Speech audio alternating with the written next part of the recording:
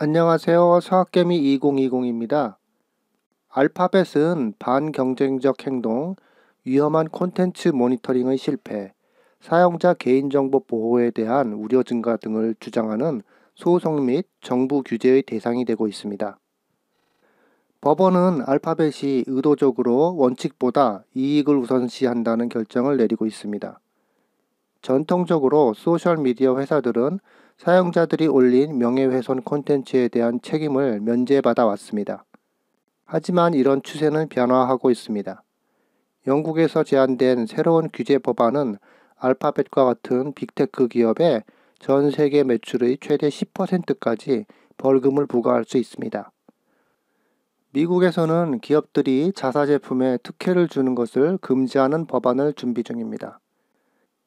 이런 법안은 알파벳의 구글 검색, 유튜브, 구글 문서, 지메일, 구글 지도와 같이 연동되는 통합 기술로 자체 제품을 마케팅하는 것을 목표로 두고 있습니다.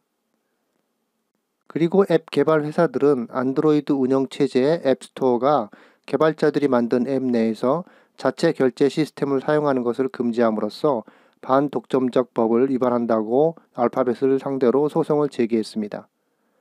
소송은 알파벳이 회사들로 하여금 높은 수수료를 포함한 자사의 지불 시스템을 대신 사용하도록 강요한다는 주장입니다. 현재 알파벳에 대한 이러한 상황을 고려할 때 어떤 것이 회사의 주가에 장기적이고 지속적인 영향을 미칠지 판단해야 합니다. 입법 또는 법정 조치를 통한 규제 강화는 알파벳의 수익에 장기적인 영향을 미칠 것입니다. 좋은 뉴스든 나쁜 뉴스든 기업에 투자하는 것에 대한 투자자들의 의견이 흔들릴 수 있지만 기업의 펀더멘털을 분석하고 어떤 방향으로 가고 있는지 살펴보는 것이 더 현명할 것입니다. 기업의 펀더멘털은 회사가 실행 가능한 투자라는 것을 더 잘 보여줄 것입니다. 알파벳은 10년 주당 가격, 주당 수익, 시장 붕괴 또는 침체에서의 회복하는 능력, 총이익률 등에 대해서 높은 평가를 받고 있습니다. 한마디로 알파벳이 평균 이상의 펀더멘털을 가지고 있는 것을 보여줍니다. 주당 가격을 보면 지난 10년 동안 상승했음을 알 수 있습니다.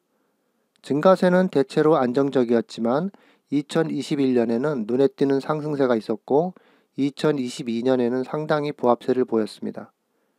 전체적으로 지난 10년 주간 평균 약 487.66% 성장했으며 복합 연간 성장률은 21.75%의 강력한 수익을 냈습니다. 수익 기록을 자세히 살펴보면 지난 10년 동안 수익이 지속적으로 증가했음을 알 수 있습니다. 2017년을 제외하고 매년 수익이 증가했습니다. 2021년 실적이 급증한 배너 연도도 눈에 띄었습니다. 많은 기술 기반 기업과 마찬가지로 알파벳은 2021년 코로나 유행으로 인해 디지털 플랫폼의 광고 지출 전환이 가속하면서 큰 폭의 수익 증가를 경험했습니다.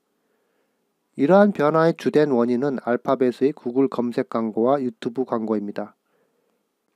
또한 코로나 대유행으로 인해 데이터와 애플리케이션이 클라우드로 마이그레이션 되는 속도가 빨라져 구글 클라우드 서비스의 수익이 크게 증가했습니다. 팬데믹 이후 이러한 비즈니스가 알파벳의 광고 및 클라우드 서비스를 계속 유지할 수 있을지는 지켜봐야 할 것 같습니다. 주당 이익과 가격이 항상 전체를 보여주는 것은 아니기 때문에 총이익률, 자기자본이익률 및 투자자본이익률과 같은 다른 요소를 살펴보는 것이 좋습니다. 2018년과 2021년에는 자기자본이익률이 급증했지만 2019년과 2020년에는 상대적으로 제자리 걸음을 했습니다. 대신 약 19.3%로 양호한 5년 평균 자기자본이익률을 보여줍니다. 투자 자본의 수익률은 대부분 안정적이었지만 다소 일관성이 없습니다. 2018년 상승한 후 2019년과 2020년 소폭 반등했습니다. 투자 자본 수익률은 2021년에 급등했습니다. 5년 평균 약 17.27%를 기록했습니다.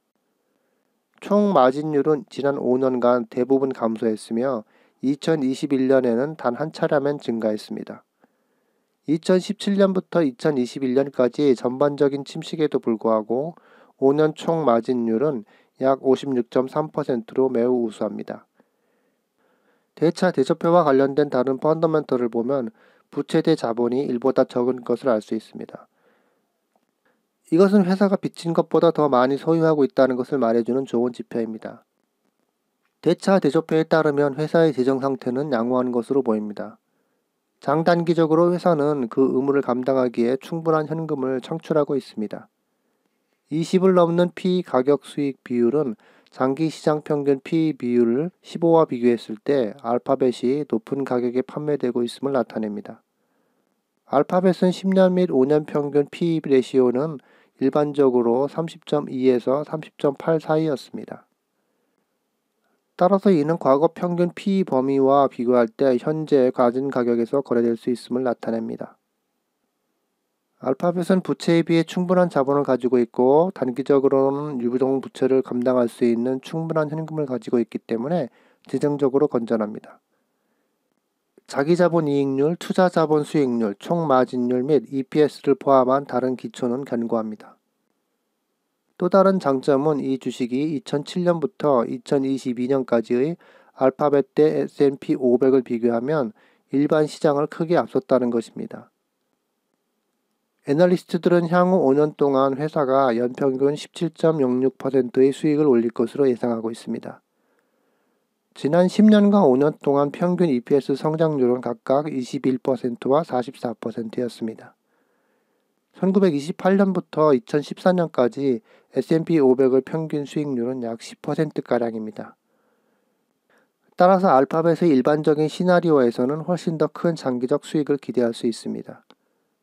알파벳은 기관과 개인 투자자들 사이에 인기가 많은 회사입니다.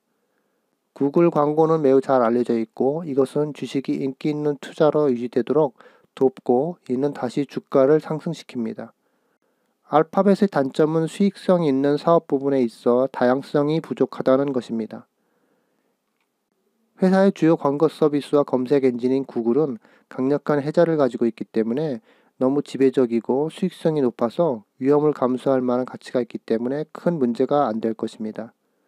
게다가 회사는 혁신적인 아이디어를 내기 위해 재능 있는 직원들을 고용하고 있습니다. 또한 변화에도 빠르게 대응하며 비디오 광고 플랫폼인 인스타그램과 틱톡에 대항하여 유튜브 쇼츠를 만들었습니다.